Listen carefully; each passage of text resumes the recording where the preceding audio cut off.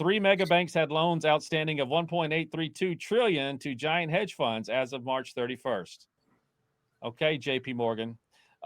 These massive loans were given to, as the article said, dodgy giant hedge funds that are regularly found to be on the wrong side of the law and or engaging in wildly risky behavior.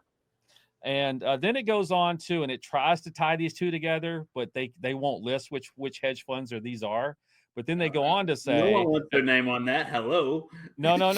Then the article goes on to say, oh, by the way, prime broker operations of Goldman Sachs, Morgan Stanley, and JP Morgan were each servicing more than 1,000 hedge funds as of 2022. They try to tie them together. I'm not saying that's the case. I'm just saying that they threw that in there to let you imply that they're part of this 1.832 trillion that they're funding. And the only problem I'm saying with this is it's risky stuff that it's being used. It's stuff that'll come out later, that we'll find out later after the impact happens. That's a lot of money. So we'll have to see, because if you look at I know it's a drop in the bucket, especially drop in the bucket. Look at our deficit. We're good. I was going there. Absolutely. we can give out money here and there. Let's just take care of this too. I mean, and it's not that it's a drop in the bucket. It's that this exact same or similar, maybe just in different variations, has been going on with banks since like 98.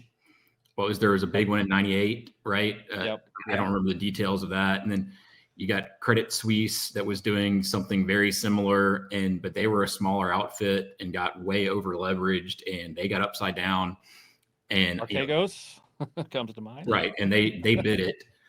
But think about how many times. I mean, like, not to throw my own name under the bus, but like JP Morgan has had like 5 various federal criminal indictments, and they've had literally nothing.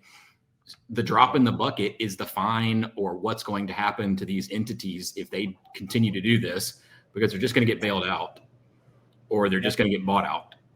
Well, I'm seeing more and more articles that are admitting that bank term fund lending program that I mentioned earlier was the reverse bailout of the banks. It basically sent money from there to the banks, and then those banks put it into the markets, and which pumped up the 401ks and the pensions. And so then Janet Yellen got her wish through that way. I mean, I'm just saying, it's my opinion. It's not a fact. But if you're good at dot to dots, you might do the same. I just want to throw